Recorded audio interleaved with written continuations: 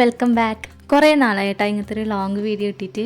അങ്ങനെ റമദാൻ വിശേഷങ്ങളായിട്ട് തന്നെ ഒരു വീഡിയോ ഇടാമെന്ന് വിചാരിച്ച്. ഇന്നത്തെ വിശേഷം എന്താണെന്ന് വെച്ചാൽ ഞാനിന്ന് എൻ്റെ വീട്ടിലേക്ക് നോമ്പുറക്കാൻ പോകുന്നുണ്ട് കേട്ടോ, കുടകിലേക്ക്.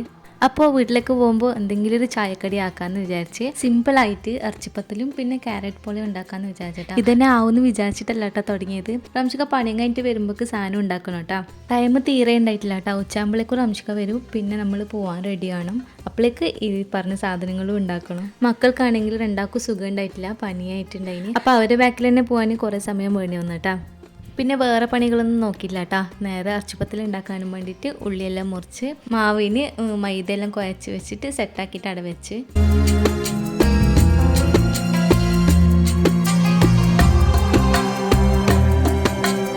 പിന്നെ ഇറച്ചിപ്പത്തലിന് മെയിൻ ഇറച്ചി വേണമല്ലോ. അപ്പോൾ ഇറച്ചി വേപ്പിക്കാനും വേണ്ടിയിട്ട് കുറച്ച് മഞ്ഞൾപ്പൊടിയും മുളക് പൊടിയും ഉപ്പ് ഇട്ടിട്ട് വേപ്പിക്കാൻ വെച്ചിട്ടാ.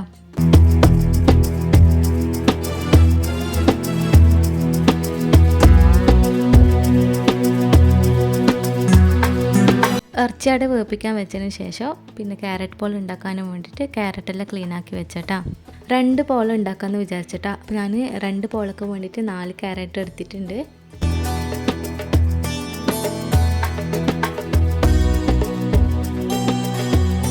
ക്യാരറ്റ് റെഡിയാക്കുമ്പോഴേക്കും ഓന് എണീച്ചിട്ട് കരയുന്നുണ്ടായിരുന്നു കേട്ടോ. പിന്നെ ഓനെ എടുത്ത് ഓനെ സമാധാനിപ്പിച്ചിട്ട് പിന്നെ വീണ്ടും പണികൾ തുടങ്ങി. അപ്പോൾ ഇറച്ചി 5 വിസിലാകുമ്പോഴേക്കും ഞാൻ ഓഫാക്കിയിട്ട് വെച്ചിട്ടാ. അപ്പോൾ നല്ലോണം വെന്തിട്ടുണ്ടാവും. പിന്നെ ഇറച്ചിപ്പത്തലിൻ്റെ മസാല ഉണ്ടാക്കാൻ കീന് ഉള്ളി വാട്ടാൻ വെച്ചിട്ട് കുറച്ച് സമയം പൊത്തി വെച്ചിട്ടാ. അപ്പോൾ അവിടെ വെന്തോട്ടെന്ന് വിചാരിച്ച് അപ്പോഴേക്കും നമ്മൾ ഇറച്ചി കറക്റ്റായിട്ട് വെന്ത് വന്നിട്ടുണ്ടായിരുന്നു കേട്ടോ.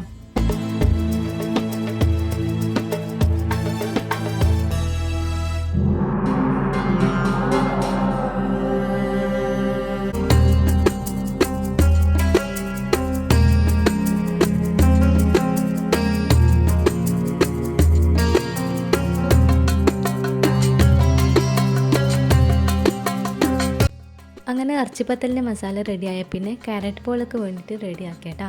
അപ്പോൾ ആദ്യം തന്നെ അണ്ടിപ്പരിപ്പും മുന്തിരിയും ഞാൻ ഫ്രൈ ആക്കിയിട്ടെടുത്ത് അതിന് ശേഷം ക്യാരറ്റെല്ലാം ഒന്ന് പഞ്ചസാരയിലിട്ട് വാട്ടിയിട്ട് എടുത്തിട്ടുണ്ട് കേട്ടോ.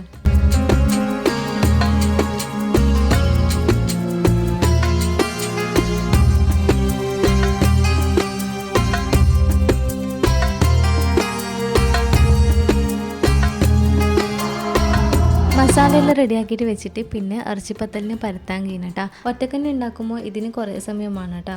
അങ്ങനെ ഞാൻ കുറച്ചായിട്ട് പരത്തിയെടുത്ത് പിന്നെ മൈദപ്പൊടി ആടി ഇട്ടിട്ട് അതിൻ്റെ മുകളിൽ വെച്ചിട്ടാ ഒട്ടിപ്പിടിക്കാതിരിക്കാനും വേണ്ടിയിട്ടാ അങ്ങനെ ആക്കിന്.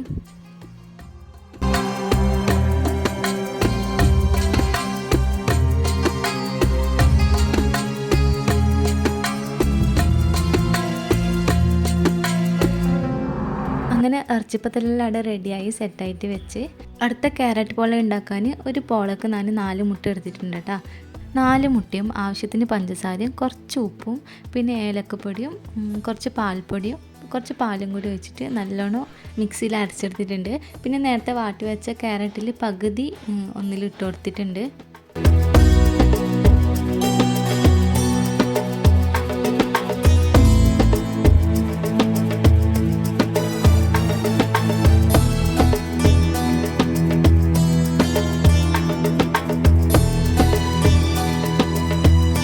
തിരക്കേടില്ലാത്ത ആയി കിട്ടിയിട്ടുണ്ടായിരുന്നു കേട്ടോ. അങ്ങനെ അതെല്ലാം പാക്കാക്കിയിട്ട് മാറ്റി എല്ലാവരും കീയുമ്പോൾ തന്നെ വീട്ടിൽ നിന്ന് കീയുമ്പോൾ 3 മണിയെല്ലാം ആയിട്ടുണ്ടായിന്. കൂട്ടുപോയ പാലത്തിൻ്റെ അവിടെ എത്തുമ്പോഴേക്കും റോഡിൽ വലിയൊരു പാമ്പുണ്ടായിന് കേട്ടോ. കാണുമ്പോൾ തന്നെ പേടിയാകുന്നുണ്ടായിന്, അത്രയും വലുതാട്ടാ. പുഴയിൽ നിന്ന് വെള്ളം കുടിച്ചിട്ട് കാട്ടിലേക്ക് പോകുന്നതാണെന്ന് തോന്നുന്നു കേട്ടോ. അങ്ങനെ അതിൻ്റെ വീഡിയോസ് എടുത്തിട്ട് പിന്നെ നമ്മൾ അവിടെ നിന്ന് പോയി.